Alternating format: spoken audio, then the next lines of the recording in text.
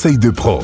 Stéphane, tu es comportementaliste et éducateur canin. Exactement, bonjour. Bonjour, on va parler des différentes demandes qu'on peut faire à son chien. Il faut qu'on différencie les différentes demandes qu'on peut faire à son chien. Ça veut dire quoi? Ça veut dire qu'en réalité, on fait des demandes spécifiques, on peut faire des demandes spécifiques ou des demandes naturelles. Alors c'est quoi la différence entre les deux? Alors les demandes spécifiques sont plus basées sur un terme que tout le monde connaît, c'est l'obéissance. C'est-à-dire qu'on va demander à son chien des choses qui sont spécifiques entre l'humain et le chien. Par exemple, la recherche. C'est très spécifique de ce qu'on peut demander à un chien, c'est de rechercher des explosifs, rechercher de la drogue, rechercher un objet qu'on a perdu, ou tout simplement une marche en laisse. Ou le rappel, c'est très spécifique entre l'humain et le chien.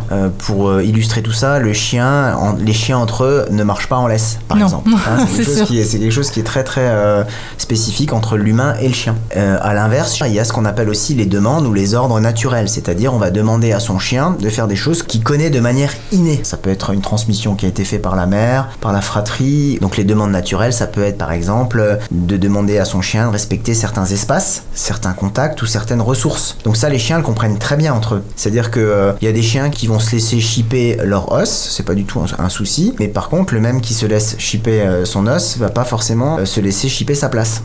Donc il faut différencier les deux types de demandes, et selon les demandes qu'on va faire à son chien, évidemment on va pas le faire de la même manière. Donc sur les demandes spécifiques, on va plus travailler avec des méthodes d'apprentissage. On peut faire du renforcement positif, notamment travailler avec des friandises. Et pour les demandes naturelles, on va plus essayer d'avoir un langage canin. Un langage canin, c'est-à-dire voilà, c'est-à-dire qu'on va essayer de reproduire un petit peu ce que font les chiens entre eux.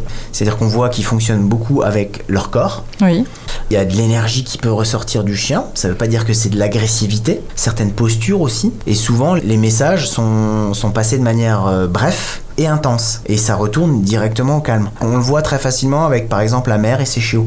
Hein, c'est des messages. Donc en adoptant une posture, c'est ça, une attitude, une énergie, on arrive à faire passer des messages. Alors évidemment, sans pour autant crier, sans pour autant s'énerver. Complètement. Alors bon, ça reste un peu technique, hein. Oui. Ça prend pas du jour au lendemain. Et là, évidemment, il faut aussi des méthodes. Merci beaucoup Stéphane pour cette chronique que vous retrouvez bien sûr sur notre site radiomélodie.com.